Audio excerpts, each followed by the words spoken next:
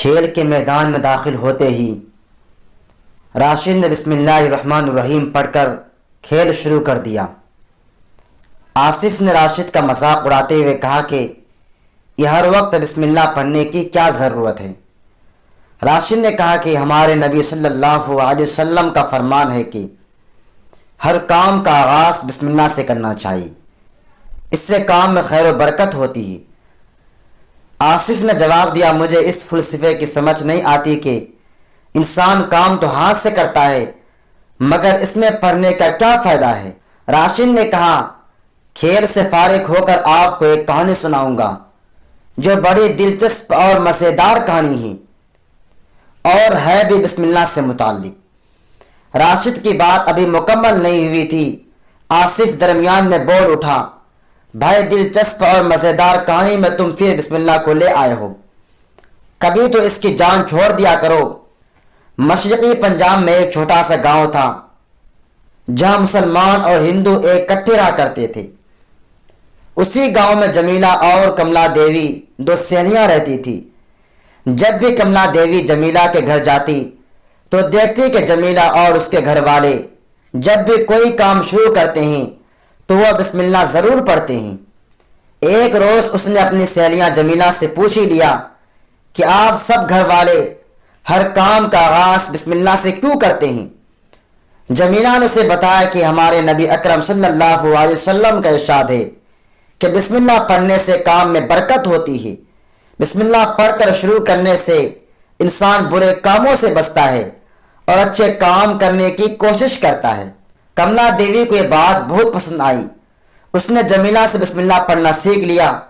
اب کملا دیوی جب بھی کوئی کام شروع کرتی تو وہ بسم اللہ ضرور پڑھ لیتی، مگر یہ بات اس کے گھر والوں کو سخت ناپسند تھی۔ انہوں نے کملا دیوی کو بسم اللہ پڑھنے سے منع کیا مگر وہ باز نہ آئی۔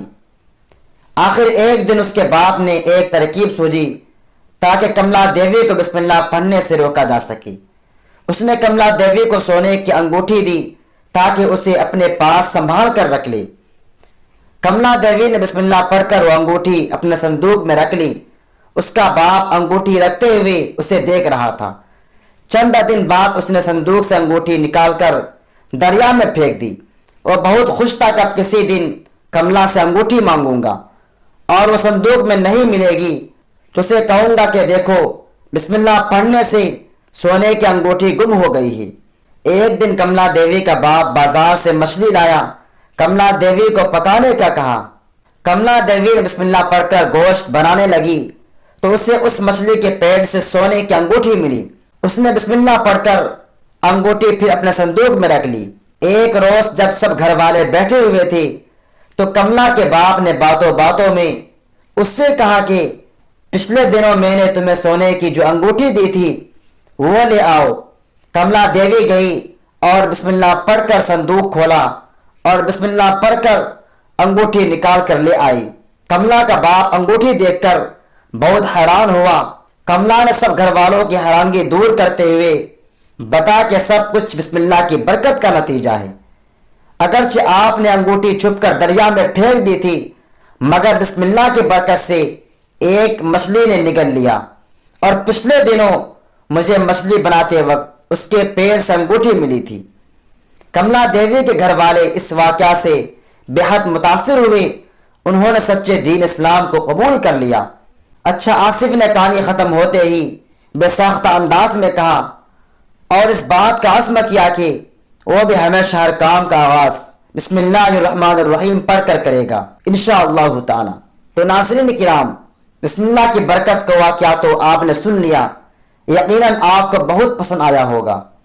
اب ایک بزرگ کے 4 سنہری اصول بھی سن لے، یقیناً 4 سنہری اصول زندگی بھر کام آئیں گے۔ نمبر 1، اللہ کے دیے ہوئے پر راضی رہو ورنہ کوئی اور مالک تلاش کرو جو اس سے بھی زیادہ دے۔ نمبر 2، جن باتوں سے اللہ تعالیٰ نے منع فرمایا ان سے رک جاؤ ورنہ اس کی کائنات سے باہر چلے جاؤ۔ نمبر 3، اگر گناہ کرنا چاہتے ہو تو ایسی جگہ تلاش کرو جہاں سے اللہ تعالیٰ نہ دیکھ سکے ورنہ مت کرو۔ نمبر 4، اللہ کی عبادت کرو ورنہ اس کا دیا ہوا رزق کبھی مت کھاؤ